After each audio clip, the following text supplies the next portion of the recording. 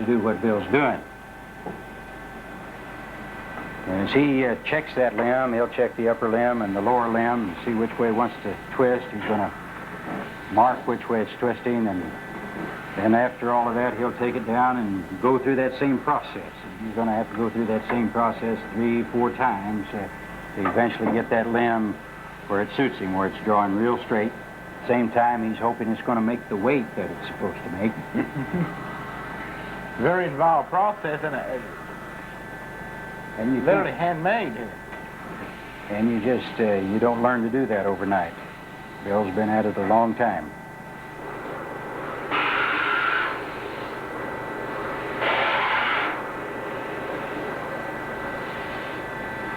It takes a keen eye, a steady hand, and a lot of patience, because he may grind it, string it up, pull it, mark it, unstring it, then grind it again. And go through this procedure 3, 4, even 5 times until he gets the limbs drawing straight and the limb horizons to look just right to him.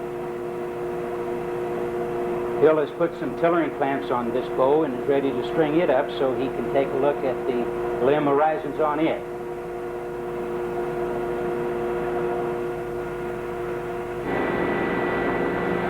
Okay, what we're trying to do is get this limb string to pull in the center, and this horizon right in here, and this horizon here lay perpendicular with the string.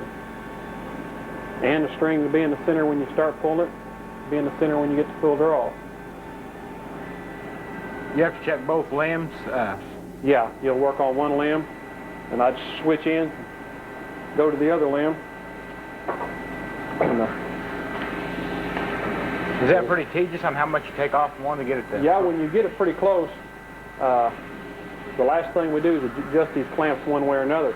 You can move the clamps just a little ways, and that limb's going to pull crooked. I don't know if you can see that good in the camera or not, but it's laying sideways and springs off to one side. With a narrow limb, it's real particular on where the tip ends up at, how even the tips fall in. You want everything to pull square, stay square. There's where the tips are at when they're just before they're strung. We got guys shooting, you know, limbs pulled that far. We built one for a guy that had a 34-inch draw, which had to be 34 inches there. Wow. The limbs with recurve go through a real beating. Because fiberglass varies in tensile strength from piece to piece, it's not always possible to hit the intended weight right on the money. But we guarantee to be within 2 pounds and are usually within 1. This knock machine routs out a precisely rounded knock tip exactly in the center of the limb tip.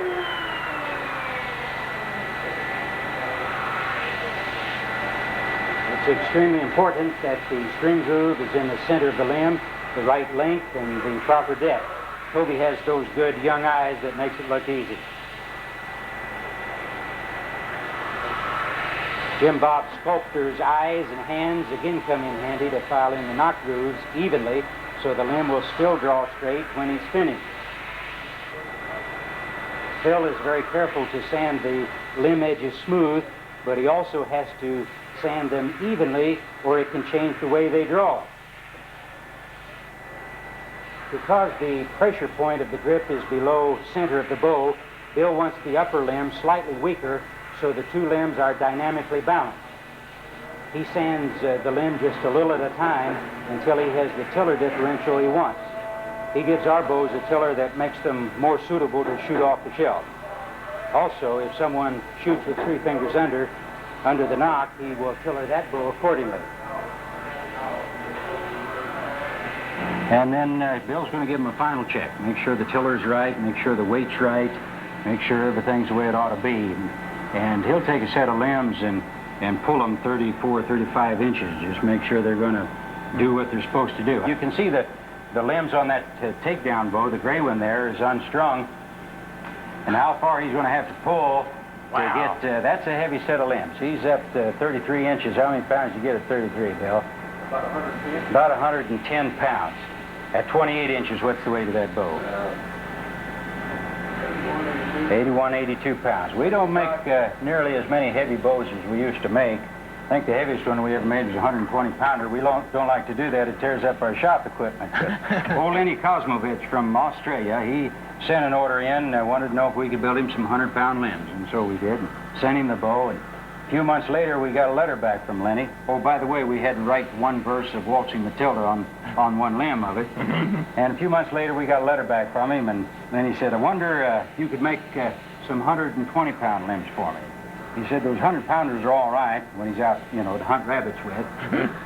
But he said sometimes when I'm hunting rabbits, I run into a 16 or 20-foot crocodile, and I'd like to have something a little bit heavier. But those heavy bows are hard on our equipment, so we don't like to make them that heavy. And most of the bows we're building now are 55, 60 pounds. People are becoming more realistic in the draw weight they're able to shoot and shoot accurately.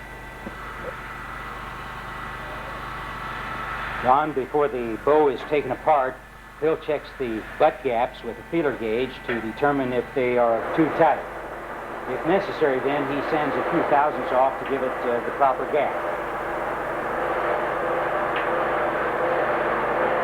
Now he's ready to go to work on the handle with his tough, strong hands and keen, sharp eyes. A serial number is stamped into every bow. Takedown bows have them on the end of both limb butts and the upper butt of the handle. At this point, the guys rub in a special filler, wipe it off, let them dry, and then buff them with buff pads. So let's go on into the office and show you what we do after they're all ready before they're painted. All righty. After Bill gets finished with his final checking, making sure that the weight's right, the tiller's right, then the boys rub a filler into it and wipe it off and let it dry, and then use a buff pad to buff it. And then they're ready to bring in here, and Roger starts writing on all the bows. He gives the model, the limb length, the poundage at draw, draws the Black Widow insignia, and then most of the bows we build are personalized with the individual's name on the limb. And Roger's the guy with the delicate hand to put all that on the bow. Does a real nice job, and just an extra personal touch to put the name on the bow. That's just was it just a paint he's putting on there? It's a white ink, and the bow's going to be painted with an clear epoxy paint that we mix by weight, and epoxy makes a very hard, durable paint. Come on back to the paint room, and we'll show you how that goes. Okay. So once he gets it autographed, so to speak, then he comes back here, right? That's right. Remember, these are all done in sets of about 20 bows. And we're just showing you one bow here at a time today, but every week we're finishing a set. Every week we're starting a set with about 5 bows in production all the time. We start out with the base coats in a real hard gloss because it's more durable, and Bill gives it several coverings of the hard gloss. Then he'll come back the next day and put a texture, a splatter on it. We call it spider web, so that the bow, for a hunting bow, isn't going to show scratches nearly as much. And then after that, he'll use a dull, flat epoxy, thin it down, turn the pressure up, and just melt 2 coats of sort of like an overspray into it that turns it flat, non-reflective, makes it real suitable then for hunting. Kind of have your cake and eat it too. It ends up a beautiful bow that you don't have to camouflage. In fact, we've had a couple of guys take their bows to the woods and lean them up against a tree while they're off tracking a deer, and come back and they can't find their bow. Think someone's come along and picked it up and taken it home with them. So it's a lot of work making a bow look dull. That's you right. spend a lot of time until you're finished at it. Yeah, we go to a lot of trouble painting these bows to make them look like they haven't been painted, to give them a natural look. We call the gray one the gray bark to match the gray bark of the timber. And the autumn oak, when it's all done, it looks about like an oak leaf that's turned brown in the fall of the year, dull, non-reflective. And some people want to go with the gloss finish. And the gloss finished bows, we'll let these cure out, and then next week sand them again, lightly sand them, come back and do the same thing over again, so we have a nice, smooth finish. Takes longer to do a gloss finish. We also offer a hand polish to finish, this feels and looks like a hand-rubbed English gun stock. It's non-reflective and suitable for hunting also, but takes 2 to 3 weeks longer. Then Monday, these bows come down and the handles are drilled for whatever accessory inserts are designated on the order. Before installing the brass inserts in the limbs and the brass accessory inserts in the handle, John is very careful to apply just the right amount of glue to seal out moisture and keep them looking neat.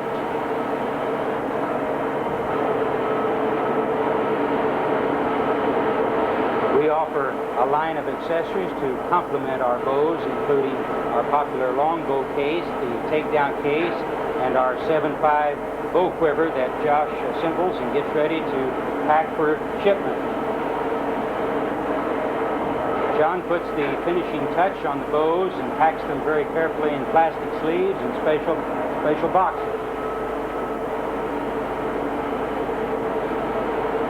What about somebody who lives in Maine or California? Are they going to be worried about getting their boat shipped to them? Do you have much damage? We really don't. We ship UPS. They're insured, of course, and John does a good job of packing them, and we very seldom ever have any problem at all. Once in a great while, they may lose a bow or lose it for a day or two, but they're insured, and we get along real well with UPS delivery. Now, how long does it take from start to finish to get a bow through here? Oh, golly, like I say, 5 weeks of production time in terms of man hours, the time it takes to answer the phone, sweep the floor, and everything. We spend about 20 man hours for every bow we build. And, of course, that's using some pretty decent equipment to do that, too. Yeah. So if somebody wants a bow, I presume they would have to give you a call and order it well in advance. That's right. We receive orders by mail and phone. When Roger gets an order, he mails a confirmation back with an estimated shipment date. 62 pounds at 29 inches, right hand, complete. We're going to drill it for a Black Widow quiver, personalize it with your name, send you an extra string, a quiver, and a bow case. How did you want to pay for that, Steve? Visa or MasterCard? Our deliveries are running most of the time about 5 to 8 weeks. Week of vacation we shut down, of course, and holidays, and then too sometimes we have a bow that misses weight, and that loses some time. We have to glue again, and that bow may be a little bit later in shipping delivery. On the other hand, that bow that we miss weight on might fill someone else's order, and they could get theirs a little sooner than they anticipated. We also, as we have the time and the opportunity, will start building some bows and get them completed to a certain point, and then hold them, seal them up in plastic. And as an order comes in that one of those bows will fill out and finish to their specifications, sometimes we can get that bow delivered and shipped in 2 to 3 weeks, so we can cut that down some. Ken, how many employees do you have here? Well, including myself, there's 10 of us all together, and everyone, we cross-train so that more than one person knows how to do every job we have. But basically, everyone's a specialist in doing certain things, you see. Well, I don't think any tour of Black Widow Bow Company would be complete without getting Bill to do that limb stress test. Okay, as soon as Bill gets finished here, we'll go outside and get that done. I'd like to, while I'm down here, I don't know if you have a target set up outside. Maybe you can do a little shooting for us out there. Okay, we can do that. About 3 years ago, I saw this demonstration you're going to get to see, and it's something I've never forgot. And Bill, why don't you tell everybody what you're going to do and the reasons why? Okay. I'm going to try to destroy this limb here. Show you a demonstration. A limb will take an extreme amount of flex, but you let a limb get twisted, any lateral movement in the limb, and it will not take it. You can get a limb twisted a little by stringing it improperly, stringing it with a stringer. If you do it improperly, it can twist a limb. Storing a bow, standing on its end, or laying under a bed and stacking something on top of it. We'll let a limb get twisted a little, and with time, you shooting it, string come around and let that bow delaminate. I want to try to stress this limb here and show you what the limb can take. The trick is to get that flattened out, not let it twist or she may blow. Bring it on back. Jimmy, why don't you come around and help him? You can pull it a little further. Looking good. Bring that baby back. Wow, he's absolutely turning that limb inside out. Fantastic. Boy, it makes you want to find a hole to hide in, doesn't it? Good. That is amazing, Bill. That's something else. You know, point being, if you keep proper care of your bow, in stringing it and in storing it, keep the limbs straight, the limbs will last, you know, should last you a long time. Proper care. Well, Bill, thanks a lot for the demonstration. Ken, let's go outside and see how that old black widow shoots. Okay, let's go. Ron, one of the things we also furnish with our bows is an owner's manual that goes into a lot of detail on stringing, unstringing it, taking care of it, tuning the bow, shooting off the shelf, tuning it to shoot off the shelf. And one of the things we suggest is doing your testing with a bare shaft without feathers, a field point. The field point, same weight that you're going to use for a broadhead, and if you can get that field point with no feathers to fly reasonably straight, there's no question you can get a fletched shaft to shoot a broadhead of the same weight and to shoot it straight. And hopefully we can demonstrate that a little bit. I'll cut the feathers off of this one.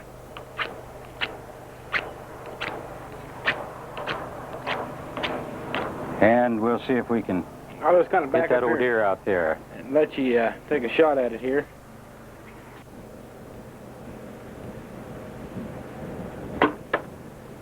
Beautiful. Dead deer. For a bare shaft, now that bow's tuned properly, right? That's tuned about as good as you can tune. To get a bare shaft to fly that straight, that far. You know, if that arrow were not tuned properly, I'd have shot over it or under it or missed it to the right or hit it in the rear end. And at various outdoor shoots, I demonstrate shooting bare shafts with no fletching 70, 80 yards. If you're perfectly tuned, you can do that. But you cut that arrow a quarter-inch longer or quarter-inch shorter, it won't do it. Different size of arrow's not going to do that. If I'm knocked a little higher, a little lower, I can't do that. Everything has to be just right, but that bare shaft tells you if everything's just right. Okay, kind of final question here. You have to shoot a heavier weight shaft with your bows, right?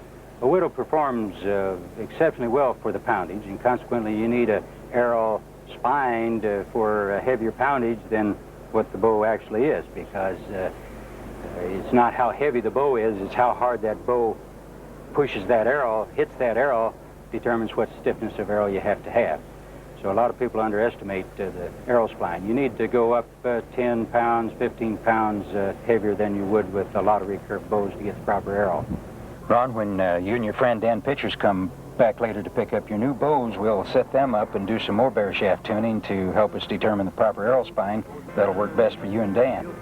Okay, Ken, look forward to it. Okay, good. Never wishing, he's a hunting and fishing. You'll always find him living out his dreams from north to south and east to west. Those Ozark sportsmen can stand the test. So gather around, come sit right down, turn up the TV, take off that frown, forget your troubles, live out your dreams. With the Ozark sportsman, runs on the screen.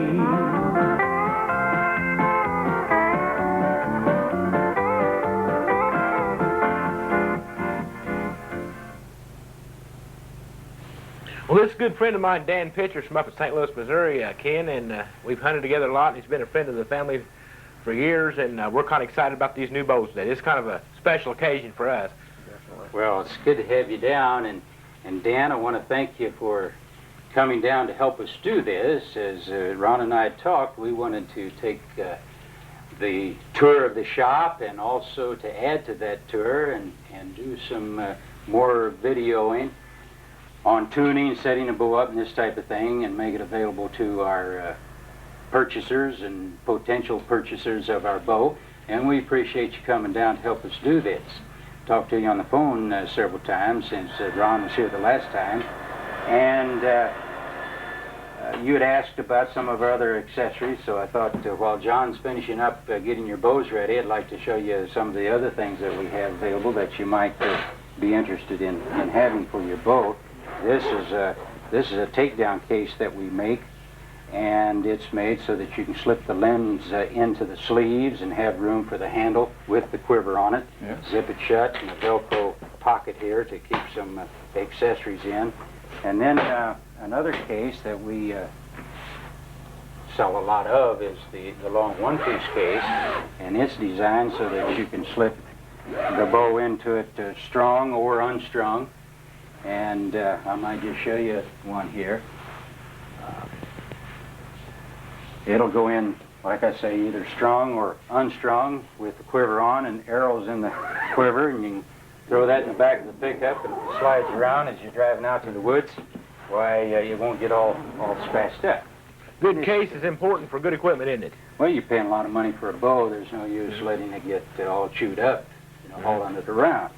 And it has a Velcro pocket on it also. You'd asked about a quiver. We have a quiver made for us, designed for our bows. And it's set up so that it mounts at 2 points 12.5 inches apart, which makes it real solid, quiet mounting. And we call it a 7.5 quiver, meaning that it'll handle 7 arrows with normal size broadheads. Or you can use it as a 5-arrow quiver.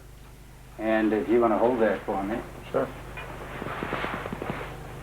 You can use it as a 5-arrow quiver and stagger the broadhead so that you have more spacing for a big broadhead like a snuffer, for instance. Some people like to use the big maxi fletching. This also gives you more spacing for the fletching. And it's a good quiver. It doesn't weigh a lot, lays in close to the handle and reduces torque. And if you want, we'll mount one of those on yours and let you try it out. That'd be great. I see something on this bow's interesting. That's a compass, right? Well, that's for some of us that, sometimes we're not lost, we're just confused. Yeah. You see. That's very helpful. What's those other bows up there? Is those long bows? Oh, well, we've got a couple of long bow prototypes up there we're working on, Ron, and we've been doing some work on that, another prototype bow. Dan, these are just some of the other models that we make. This is a gray bark one-piece bow in the dull flat finish. And of course you've got the gray bark takedown, right, which I'm getting ready for you. That's the one-piece version. Some people like I call them a Saturday night special, something really pretty to show off, to shoot tournament, league, and this type. And there's a few people that'll buy them to hunt with and put sleeves on them and so forth. But we don't make very many with the gloss finish, but we offer it as an option for a little bit of extra. And that's the gray bark gloss finish. Is the gray bark more popular than the autumn oak? We're running about 50-50, just about 50-50. Beauty's in the eye of the beholder, And they both blend real well in the woods. They're neutral shades, neutral colors, and they both do a good job of getting lost. That's a gloss one-piece bow. In the autumn oak, right? Only in the gloss. And then this is a one-piece, we call it the black diamond. It's the same bow material and construction-wise. It's just done in a black epoxy finish. We're able to utilize some woods that aren't as suitable for the clear finish, and it sells for a little less money than the clear finish autumn oak or gray bark. Again, that's the gray bark takedown, like you have. Excuse me. What's the most popular bow that you? Is it the takedown or the? Oh, we sell probably 10 takedown bows to one-piece bow. In a Black Widow, at least, there are no disadvantages to the takedown. They shoot the same, perform the same, they're durable. There just aren't any problems with them. And you say, well, why would anyone want the one-piece bow? Well, some people feel they're a little more graceful and curvaceous and just the tradition of shooting the one-piece bow. So we offer it, and we sell several of them. And we probably sell 10 or so of the autumn oak or gray barks to one of the black finishes. This is the same bow in a takedown. We call it the MB. And again, it's the same material and construction, just done in a little less expensive finish. We still make one bow with the metal handle, aluminum magnesium handle. It has a shorter riser, and we make it in the 56, 58, and 60-inch limbs. Real nice, sweet shooting bow, a little less money. But today people prefer the feel and the warmth and the tradition of wood more than the metal. So this is the last metal handle bow we have. I was noticing the finish on this bow. Yeah. Well, I like that. I like the flatness of it, you know. That finish, Ron, and this finish is another option that we have. Your bow is done in the dull, flat, textured spiderweb finish. I show you some gloss bows there. And this is a hand-polished finish. It is similar to an English hand-rubbed oil finish, only this is done in epoxy. And these are a couple of bows I've been shooting, and they represent, I don't know how many nights sitting in the living room, just polishing and working that down to a non-reflective finish, but very smooth to the touch. Yeah, it's got the feel's completely different than anything else. And it's non-reflective, and we offer that as an option also for more money, of course. But it's a real nice finish. We also provide some rubbing compound with an oil base in it to use to get a little minor scratch in it. You can polish it out or use it to clean. The bow gets dirty, you can use it to clean it. But it takes 2 to 3 extra weeks to get that finish put on a bow. It's real time consuming. Dan, John has your bow ready. He went ahead and packed it. We thought it'd be good for our audience to be able to see how our bows are shipped. Some people are concerned about shipping them. UPS does most all of our shipping, but John does a real good job of packing them with dividers in there and plastic sleeves, and they just get along real well shipping. And there's the riser section. Yeah. This big guy's been jumping up and down, just trying to get his hands on there. Great. There's your lower limb. Got your name on it. Yep. 64-inch MA2 64-inch, finished out 64 pounds at 31.5 inches. Made by Black Widow 4, Dan Pitcher. Yes, sir. And your owner's manual. A lot of things we're going to do here this morning are things that are in the owner's manual. Right. We're going to elaborate on. But you'll want to take this and study it and read it. I'm going to get some of this out of our way here in a minute. He packs it good, don't he? You bet. That's important. Do you have to have very much to put this bow together once somebody gets it, you know, UPS brings it to you? What's required that you have to have at home to put it together? Just we furnish everything you need, really, Ron, and we're going to take and put it together for Dan and go over a few things that are important. And we have a sticker on the limb that is a warning label that points out to people they need to read that owner's manual before they attempt to string the bow. There's a lot of good information in there on what to do and not to do, and we'll go into that in a little bit too. Right.